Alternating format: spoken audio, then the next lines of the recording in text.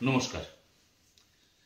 দায়বদ্ধ ওয়েলফেয়ার সোসাইটির পক্ষ থেকে আমরা বিগত 19শে ডিসেম্বর মাধ্যমিক এবং উচ্চ মাধ্যমিক শিক্ষার্থীদের একটি মক টেস্ট নিয়েছিলাম।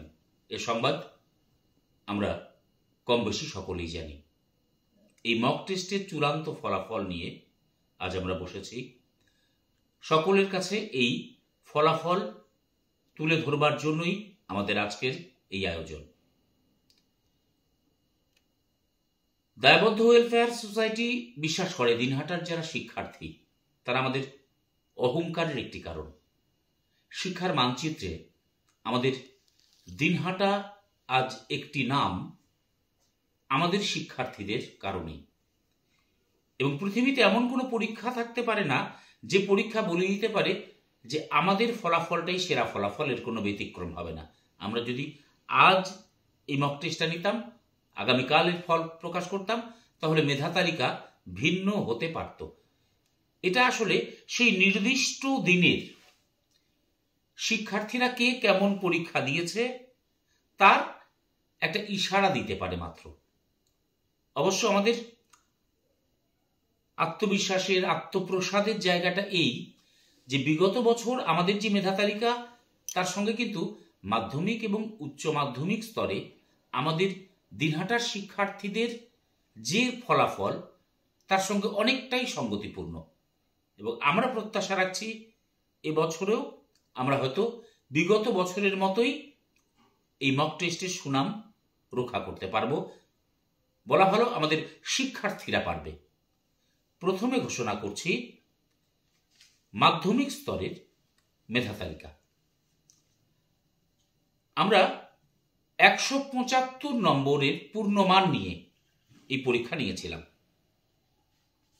এর মধ্যে 138 নম্বর পেয়ে এই মেধা তালিকায় যুগ্ম প্রথম জয়দীপ রায় এবং দেবলীনা রায়। মেধা তালিকায় যুগ্মভাবে দ্বিতীয় হয়েছে প্রতিভা অধিকারী এবং বৈভব সাহা। দুজনেরই প্রাপ্ত নম্বর 128। 125 পেয়ে মেধা তালিকায় তৃতীয় হয়েছে লিপিকা বর্মন।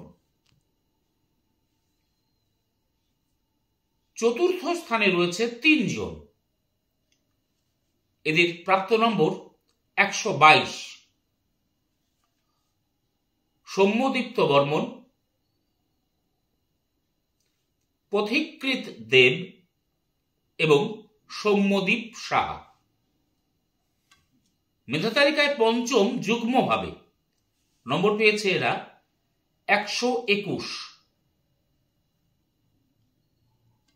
এই দুজন শিক্ষার্থী হল আসান হাবিব আহমেদ এবং সৌনক রায়।